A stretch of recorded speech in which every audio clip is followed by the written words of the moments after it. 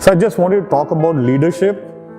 It all starts with all of us starting on a job. So we could start with accounts or be an engineer when we fix stuff. In my case, could be a chef and we learn how to chop vegetables, and could be a musician. So when we start off with any work in our work life, we are an executive and we learn how to execute a job. And when we do that, often enough for a few years, 3 years or 4 years or 5 years, there is an opportunity for us to show others how to do that job. Shift from executing to leading.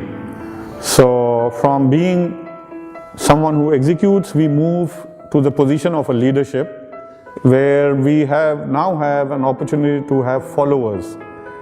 So what exactly is the relationship between a leader and a follower? And I thought I'll spend some time because I found people struggling with this. So let me take the board and just explain the concept a little better.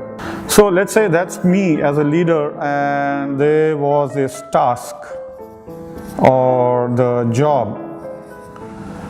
So, over a period of years, I know how to do this well. Now all of a sudden I have somebody else doing this task, and let's call this person a follower. So what is the relationship between the leader and the follower? I think the emotional connect is the most important thing, and also this is where empathy comes in, where I need to, as a leader, know what's happening in the follower's life. And yes, it is my job to ensure that the follower is engaged with the task and is competent to do the task and is committed to doing the task. So commitment and competence, they're both important. But what if that doesn't happen? What if the person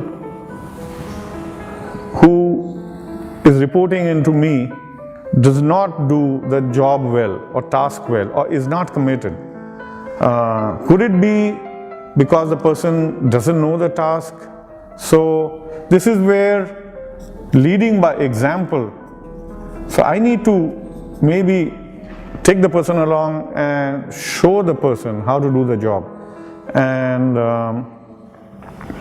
show it to him once, and then be there and ask him to go ahead and do the job, and coach him and watch him and encourage him. So leading by example and also by encouragement, these are both very, very important.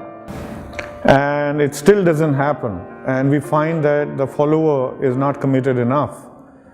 I need to get back to empathy here and to connect with the follower and see what's wrong. Is somebody sick in the family?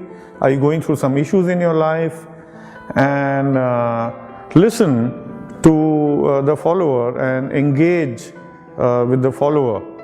And I find a lot of people, a lot of leaders or a lot of managers, just getting into a mode where they say, I don't care how you do the job, I don't care, I want the job done. Sure, you want the job done, but if the job isn't happening, what is your role as a leader?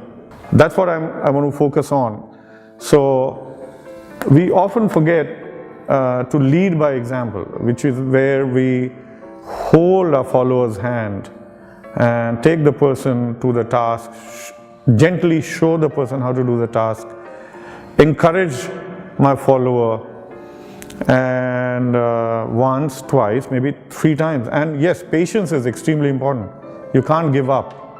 And that's, I think, the core concept. So this shift from doing the task myself to getting someone else, and some of us will never make the shift, which is fine. All of us don't have to be leaders, but some of us do want to be leaders, and that's what I'm talking about. If you do want to be a leader and you want to take on bigger tasks in life, we need to move away from doing it ourselves to helping others do it. So I think the core task of a leader is to be an evolved helper. Thank you. Hopefully you'll find it useful.